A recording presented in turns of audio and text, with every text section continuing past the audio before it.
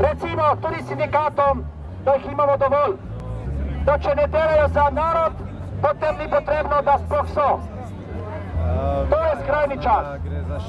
Prijatelji in prijateljice, še bomo prišli, še bomo glasni in vedno bolj bomo glasni, dokler ne spuščamo te bande.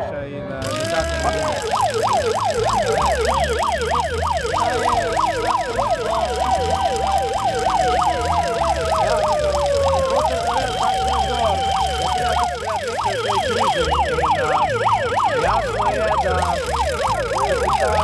se od 70 let dalje najbolj ubada s tem, da ni dovolj profitabilen, da ne zmore proizvajati več tistih profitov, ki jih je.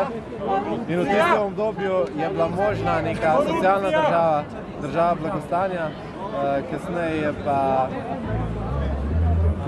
prišla politika neoliberalizma, prevladala je doktrina neoliberalizma, ki je bila logičen odgovor na vse protislovja kapitalističnega produkcijskega načina in dejansko se je ta kriza že iz konca 60-ih, 70-ih prenesla na leto 2007-2008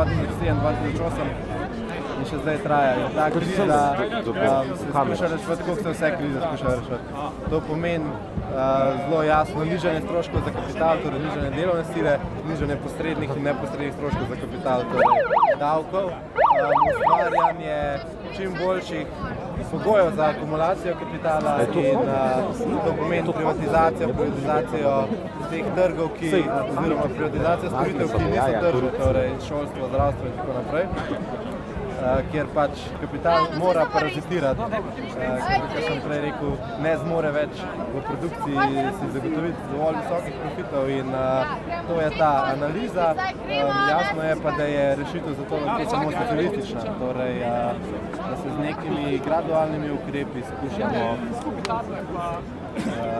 ta produkcijski način, ta profitni motiv, torej profit, ki je edin smoter produkcijo v kapitalizmu, nadomestiti z drugim smotrom. In ta drug smotr bi bil za človeške potrebe, oziroma še bolj družbene potrebe. Te bi se pa lahko realizirali recimo z maksimizacijo dohodka, maksimizacijo profita. Torej, kapitalizem človeškim obrazom niti približno ni več možen, to je mogoče neko zgodovinsko obdobje, zdaj pa smo prišli do točke v zgodovini, ko je spet tisti stari rek še iz začetka delavskih bojev spet postal zelo aktualen, torej socializem ali barbarstvo.